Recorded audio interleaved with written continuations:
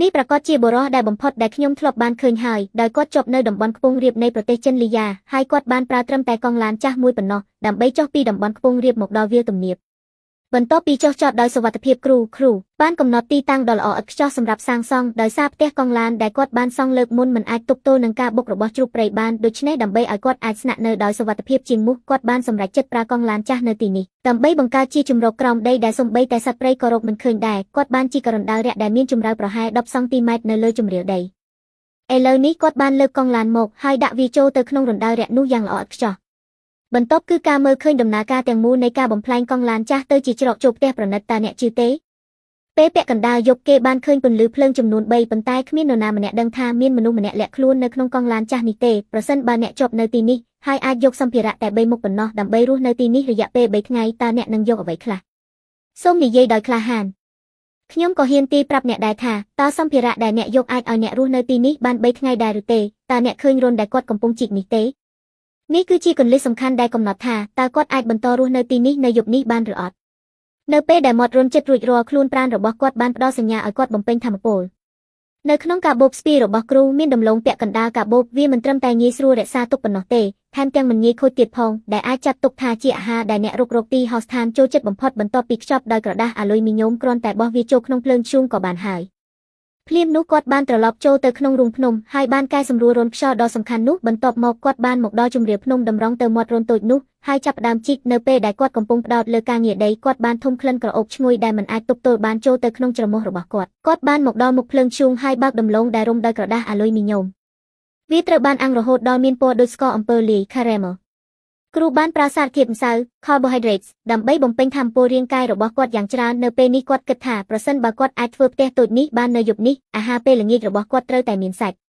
់បន្ទាប់ពីឆ្អែតហើយសារធាតុម្សៅបានបញ្ជូនសញ្ញានៃការឆ្អែតទៅកាន់ខួរក្បាលហើយរាងកាយរបស់គាត់ក៏មានកម្លាំងភ្លាមបន្ទាប់ពីគាត់ជីកហើយទីបំផុតរន្ធទាំងពីរក៏បានភ្ជាប់គ្នាភ្លាមនោះគាត់បានឡើងមកលើដីហើយចាប់ផ្ដើមស្វែងរកសម្ភារៈគ្រូបានលាយចម្បាំងជាមួយដីរួចមកដល់ទីតាំងមាត់រន្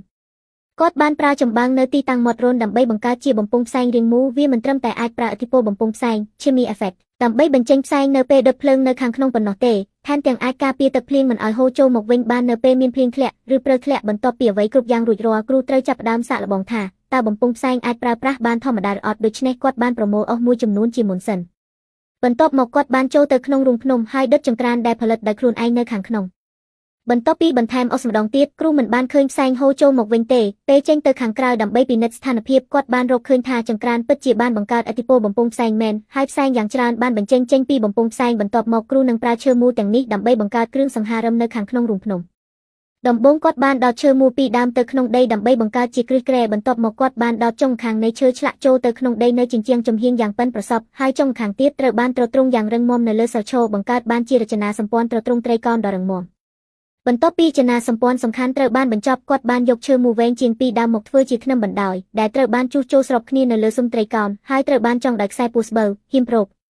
ចុងក្រោយគាត់បានយកឈើមូលចំនួន25មួយដើមដែលមានប្រវែងប្រហែល40សង់ទីម៉ែត្រហើយបានដាក់វាម្ដងមួយនៅលើស៊ុម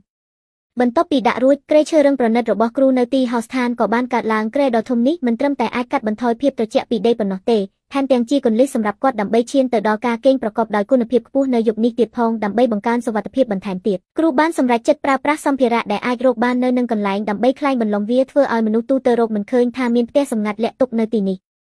ដំបូងគាត់បានបត់មែកឈើដែលទន់និងមានភាពបត់បែនហើយដោតវាទៅក្នុងកំណាត់ឈើបន្ទាប់មកគាត់បានកាត់ស៊ុមឲ្យមានទំហំប៉ុនកង់ឡានពាក់កណ្ដាលហើយប្រើវិធីដូចគ្នានេះដើម្បីធ្វើទ្វារពាក់កណ្ដាលទៀតបន្ទាប់ពីតួទ្វារត្រូវបានបង្កើតរួចជំហានបន្ទាប់គឺត្រូវបង្ហាញប្រាជ្ញាបន្ទាប់ពីគ្រូបានដំឡើងឧបករណ៍ខួងរបស់គាត់រួចរាល់គាត់បានខួងរន្ធមួយនៅផ្នែកខាងឆ្វេងនៃកង់ឡានយ៉ាងត្រឹមត្រូវបន្ទាប់មកគាត់បានចងខ្សែពូស្បូវឆ្លងកាត់រន្